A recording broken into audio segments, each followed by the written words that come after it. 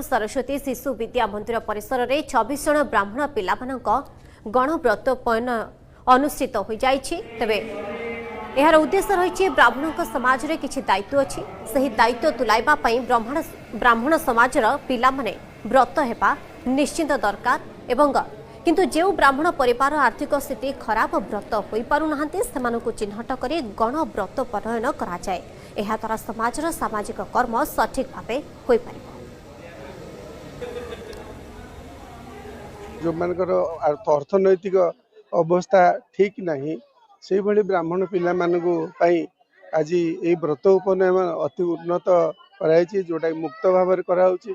सबु किछि तांको मुक्त भाव में प्रदान कराई जेपरि भाव में करा जिबा कथा सेहि परि भाव में कराउछि। ब्राह्मण पिला मानकर जो व्रत घर जो विधि अच्छी ब्राह्मण पिला माने व्रत हेबे कांधे पैसा नेबे समाज में तांकर बहुत काम करिवार अच्छी।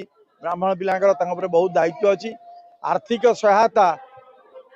सहायता तांको जोगा जाउची। सहायता नुहे आर्थिक स्थिति सेमानकर ठीक नहीं तेणु सेमानंकु आमर अनुष्ठान संपूर्ण खर्च बहन करी सेमानकर व्रतहर कार्यक्रम करुची। समय सर बुलेटिन को रखुछु। नमस्कार।